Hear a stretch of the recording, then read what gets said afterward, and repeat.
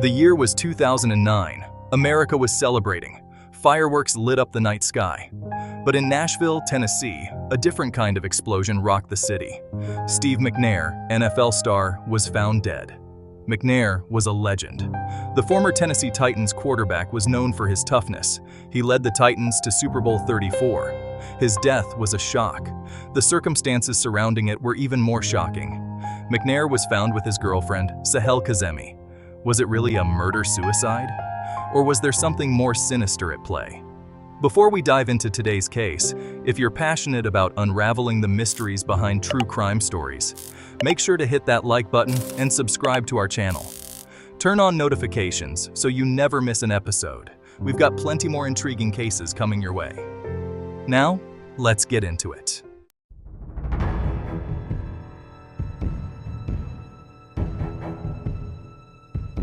July 4th, 2009, started like any other summer day in Nashville, Tennessee.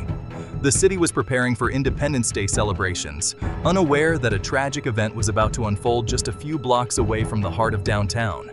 For Steve McNair and Sahel Jenni Kazemi, this day would end in unimaginable violence, leaving behind more questions than answers.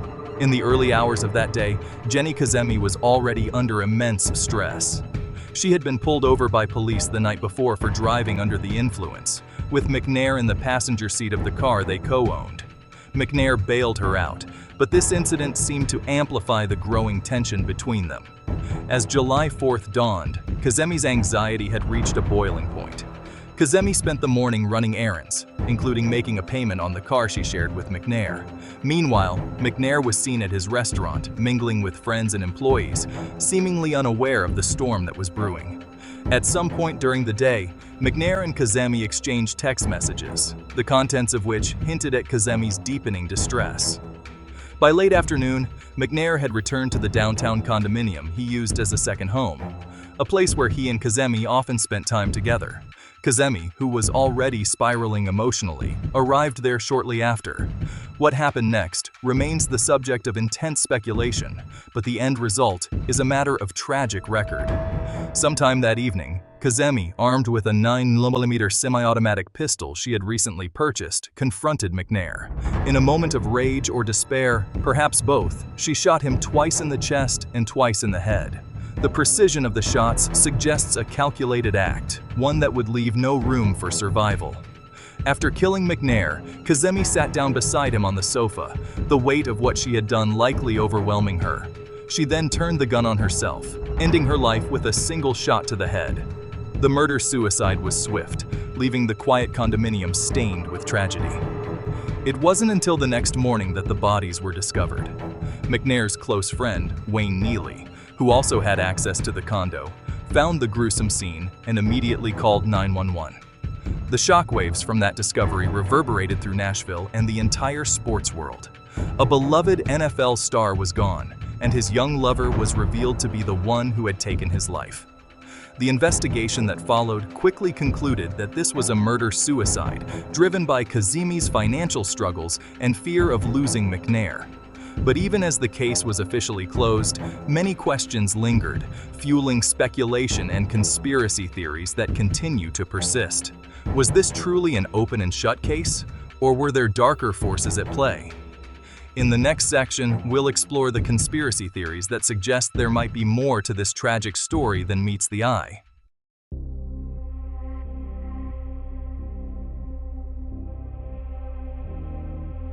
While Steve McNair was building a legacy on the football field, a young woman named Sahel Kazemi was navigating her own path. Born in 1989, Kazemi, known to friends as Jenni, lived a life far removed from the bright lights and fame of the NFL. Her early years were marked by tragedy. Born in Iran, Kazemi's childhood was shattered by the loss of her father in a car accident. At 9, she and her family fled to the United States. They settled in Florida, hoping to rebuild their lives. Despite the hardships, Kazemi persevered. Her path would soon intersect with Steve McNair's in a twist of destiny that would have tragic consequences.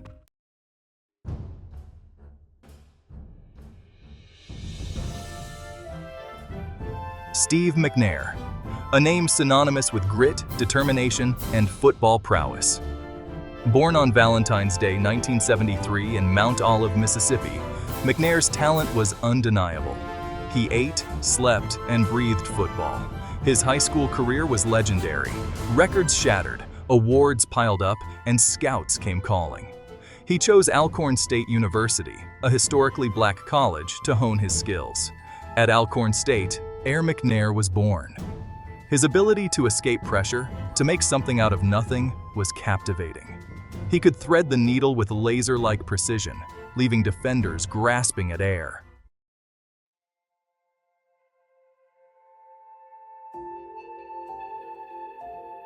From small town to big league, McNair's legend grew with each passing game.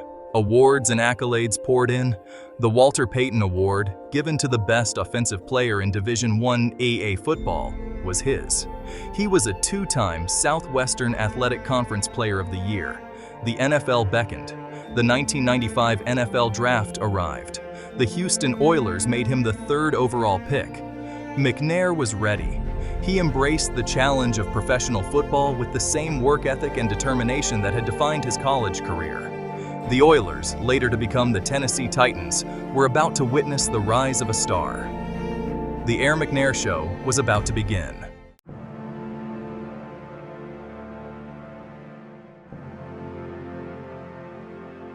McNair's star continued to rise with the Titans. He led with his arm and his legs, a dual-threat quarterback ahead of his time.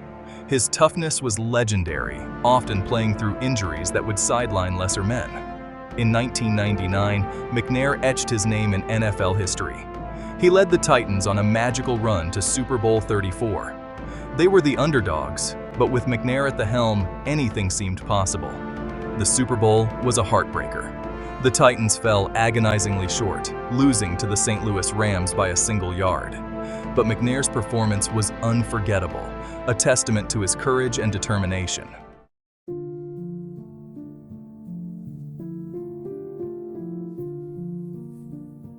Off the field, McNair was a family man. He was married to Michelle, his high school sweetheart, and together they had 4 sons. He was devoted to his family, his rock, in the often turbulent world of professional sports.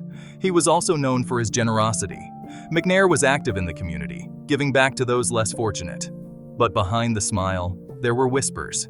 The world would learn that Steve McNair, the football hero, was also human, capable of mistakes with devastating consequences.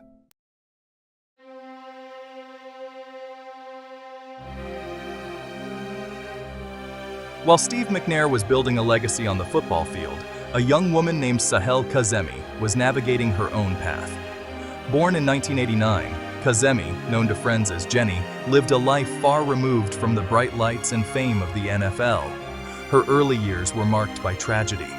Born in Iran, Kazemi's childhood was shattered by the loss of her father in a car accident. At 9, she and her family fled to the United States. They settled in Florida, hoping to rebuild their lives. Despite the hardships, Kazemi persevered. Her path would soon intersect with Steve McNair's in a twist of destiny that would have tragic consequences.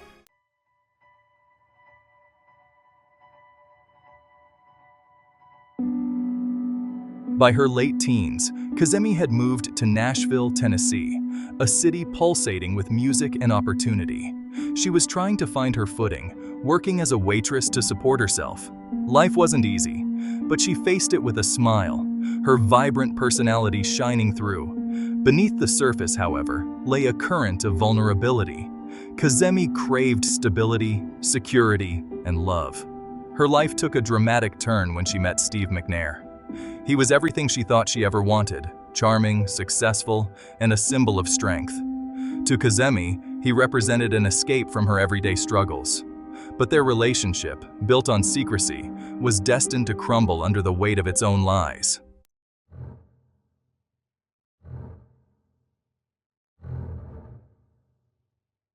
As their relationship deepened, Kazemi became increasingly entangled in McNair's world. He showered her with gifts, a symbol of his affection and a way to ease her financial burdens. She moved into an apartment he helped her rent. But their secret life came at a price. The constant fear of exposure, The whispers and rumors that swirled around them, and the knowledge that their love was forbidden, created a climate of tension and insecurity. For Kazemi, the fairy tale began to unravel. She became possessive, demanding more of his time and attention. The pressure on their relationship was mounting. Friends noticed a change in Kazemi. Her anxiety intensified as she suspected McNair was seeing other women.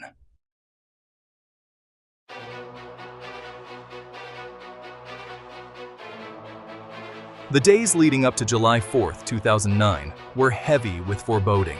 Kazemi's behavior became erratic, a reflection of her spiraling emotional state. She was desperate, clinging to the hope of salvaging her relationship with McNair. On July 2nd, a seemingly insignificant event foreshadowed the tragedy to come.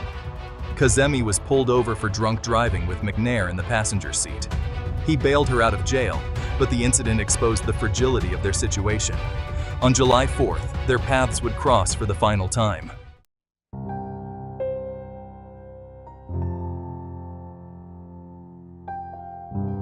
The 4th of July dawned bright and hopeful in Nashville, a day for barbecues, laughter, and fireworks. But for Sahel Kazemi, the day began shrouded in a dark cloud of despair. The DUI arrest, the fight with McNair, her world was crumbling around her. She needed to talk to McNair, to make him understand the depth of her despair. But he wasn't answering her calls. Driven by a desperate need for resolution, she drove to his condo. As she pulled up, she saw his truck. A wave of relief washed over her, followed by a surge of anger.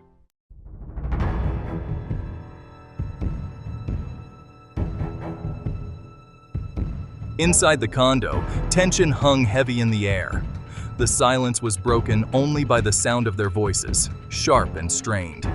Kazemi, desperate for reassurance, pleaded with McNair to understand her pain. McNair, weary from the constant drama, tried to calm her down. He cared for her, he insisted, but their relationship was built on a lie. The argument escalated.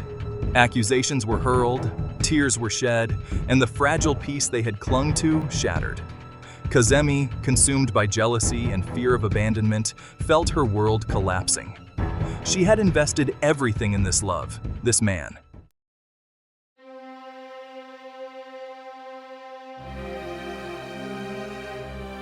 Unbeknownst to McNair, Kazemi had purchased a handgun a few days earlier.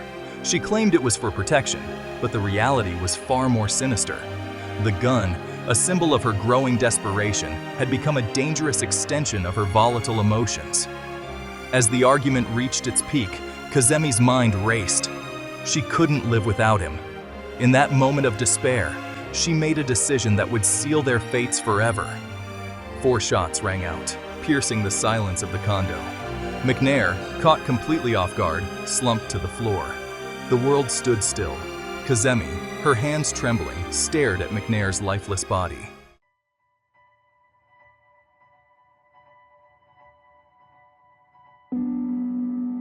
The following morning, Wayne Neely, a close friend and business associate of McNair's, arrived at the condo. He had been trying to reach McNair all morning, concerned by his unanswered calls. As he used his key to enter the condo, a sense of dread washed over him. The scene that greeted him was horrific. McNair lay lifeless on the living room floor, his body riddled with bullets. Beside him, on the blood-soaked couch, sat Kazemi. She too was dead, a single gunshot wound marring her temple. A gun lay on the floor, a silent testament to the tragedy that had unfolded within those walls. Neely, his mind reeling from the shock, stumbled back, his hand instinctively reaching for his phone.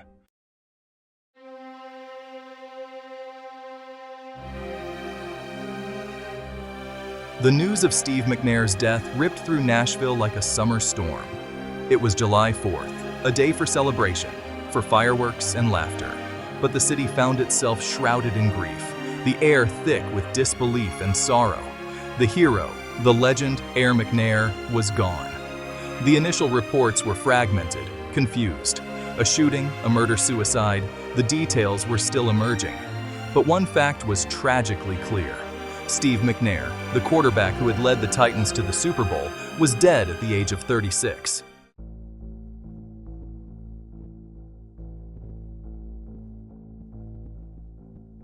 Nashville awoke to a new reality on July 5th. The initial shock had given way to a deep, abiding sadness. Flags flew at half-mast, radio stations played tributes, and the city struggled to come to terms with the loss of one of its own. The details of the murder-suicide slowly emerged, each revelation adding another layer of complexity to the tragedy. Sahel Kazemi, the young woman found dead alongside McNair, was no stranger to the city. She was a familiar face at the restaurant McNair frequented, a young woman trying to find her way in the world. The story of their relationship, a clandestine affair hidden from the public eye, began to unfold. The pressure, the secrecy, the impossible situation they had created. It was a recipe for disaster. But few could have predicted such a tragic end. As the city mourned, questions lingered. What drove Kazemi to such a desperate act? What demons haunted McNair's private life? And how could a man who brought so much joy to so many meet such a tragic end? The Nashville Police Department launched a full-scale investigation. Detectives meticulously combed through McNair's condo for clues. Forensic analysis confirmed the gun belonged to Kazemi. Ballistics matched the bullets to the weapon. It was a murder-suicide fueled by desperation and despair. A heartbreaking conclusion, a stark reminder of the destructive power of secrets. In the wake of the tragedy, Nashville grappled with Steve McNair's legacy. He was a hero, an icon, but also a flawed human being. The revelation of his infidelity cast a shadow over his public persona. Some felt betrayed, others clung to his accomplishments. McNair's family navigated their loss under the media spotlight. His legacy became a complex tapestry of triumph and tragedy. The official investigation concluded that Sahel Kazemi acted alone, driven by love, jealousy, and despair. But in the court of public opinion, the case was far from closed. Whispers of doubt swirled around the tragedy, fueled by unanswered questions. How could Kazemi overpower a man of McNair's size and strength? The 4 gunshots suggested a level of cold, calculated precision. The whispers grew louder, fueled by speculation. Internet forums buzzed with theories. Was there more to the story than met the eye?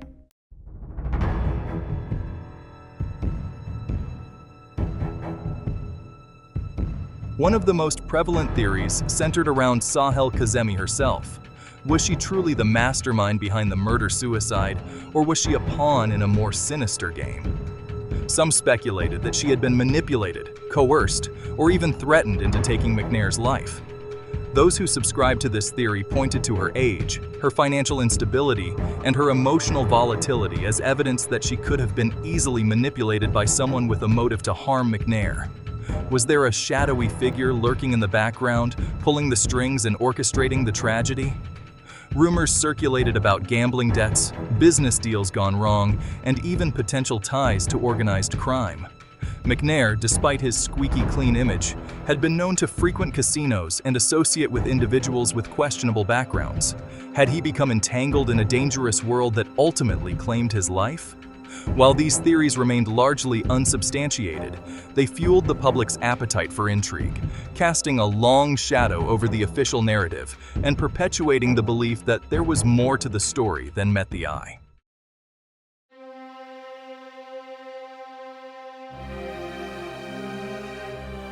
As the whispers of conspiracy grew louder, some began to speculate that McNair's death was not a crime of passion, but a cold-blooded hit. The precision of the gunshots, the execution-style nature of the killing, it all pointed to the work of a professional. Had McNair become a liability to someone? Was there a powerful figure who wanted him silenced? Theories ranged from disgruntled business associates to jealous rivals, each more sensational than the last. Fueling these theories was the lack of forced entry at McNair's condo. If Kazemi hadn't let the killer in, how did they gain access? Was there a second set of keys, an accomplice? Or had the official investigation overlooked a crucial detail? The possibility of a professional hit added another layer of complexity to the already tangled narrative. It tapped into a deep-seated fear that even in death, even in the supposed safety of their own homes, the rich and famous were not immune to the machinations of those who operated in the shadows.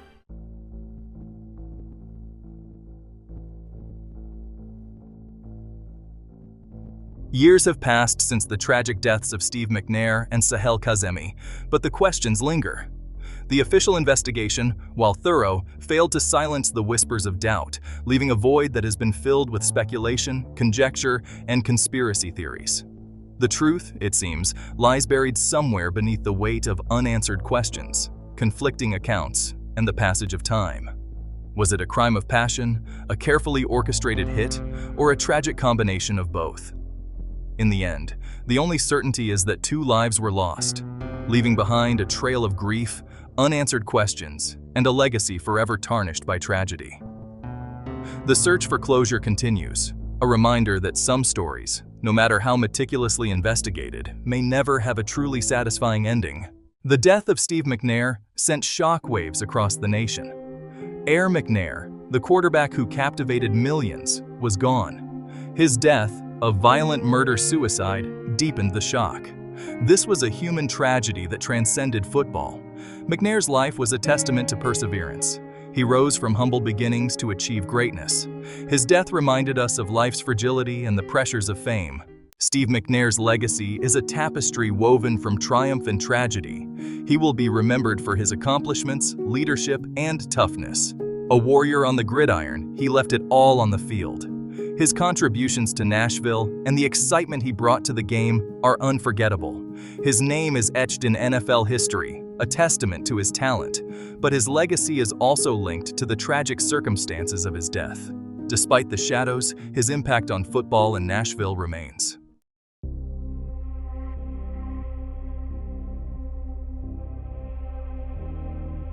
The official investigation into Steve McNair's death concluded that it was a murder-suicide, a tragic act committed by Sahel Kazemi in a moment of desperation and despair. But for some, the case remains open, the official explanation failing to address all of the lingering questions. The whispers of conspiracy persist, fueled by the circumstances surrounding the shooting, the dynamics of the relationship between McNair and Kazemi, and the possibility that there were forces at play that extended beyond the confines of their tumultuous love affair. Was Kazemi truly capable of carrying out such a calculated act of violence? Were there other individuals who may have wanted McNair dead? And if so, what were their motives? And why have they never been brought to justice? These unanswered questions continue to haunt the case, casting a long shadow over the official narrative and ensuring that the story of Steve McNair's death remains a source of fascination and debate to this day. Thank you for joining us as we explored the life and legacy of Steve McNair. If you found this video informative, please like, share, and subscribe for more in-depth looks at the lives behind the headlines. And as always, we welcome your thoughts and reflections in the comments below.